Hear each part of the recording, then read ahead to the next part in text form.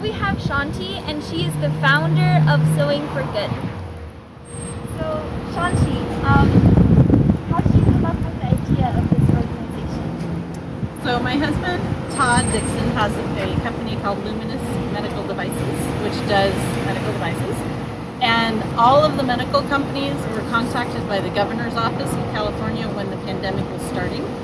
And they asked, was there anything we could do to try to help out with PPE? And normally Todd works on tiny little metal devices. But we thought, what if we recruited volunteer sewers and we would buy the fabric and provide them the fabric and everything else and they would sew. So that was our idea. And it was wildly popular. So we ended up with 250 volunteers, I think, in the first month or so. And we set it up so that most sewers could just stay home, and the coordinators, you've seen some coordinators coming and going, they pick up the materials and drop them off to the sewers and then bring the finished gowns back here. So how many gowns have we made? We have made probably 4,000, and so far we've shipped out over 3,200. Wow. Where do we ship them to? Wow, so they've gone all over the country. We had a whole bunch go to New York. We've had Massachusetts, a community service organization, and Indiana, a disabled adult residential facility, hospitals, and social workers and nursing homes all over California, hospitals in Texas, a research project in Arizona, nursing staff in Georgia, Oregon, Washington, all over. Wow. And lastly, what kind of challenges did you have? So one of our biggest challenge was that we could not get a hold of medical grade fabric because it was the supply chain was completely broken. It was in so much demand, and the factories were shutting down all over the world because of the pandemic. So we went to the military uniform fabric, and then we had to find out what were the limitations of that fabric and how could the hospitals wash it and all that. So that was a big project, understanding that. And of course it's a camouflage material, so that's not the usual look, but we think it's kind of cool that all of these people who are really fighting on the front lines are now dressed like warriors.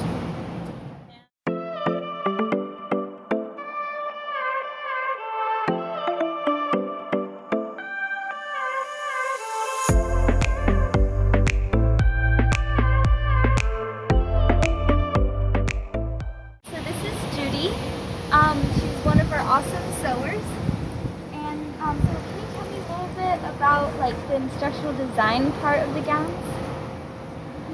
The original instructions were made for a pattern that Peekaboo does and gave free on the web. We had several different areas of problems along the way, so my role was doing the drawings that would help explain that and doing instructions along with pictures.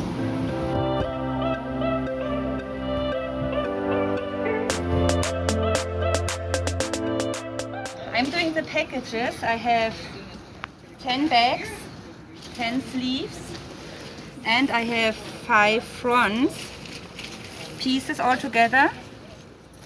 1, 2, 3, 4, 5. And then I take them together with some elastic and some Velcro, and I roll them together. And right now we are working on size medium. So now we have a package of 5 gowns ready to sew, which goes to our volunteers. Good. So here we're doing quality control, which means we're going through the gowns and see whether our lovely sewers have done a great job, and most of the time they did. Like this looks perfect. So we have ribbons and we have a Velcro. So, and we have nice seams, so this is beautiful. And then they go here into a collection bin, and when we have critical mass, Freeman is packing them up and shipping them to the hospital and nursing home.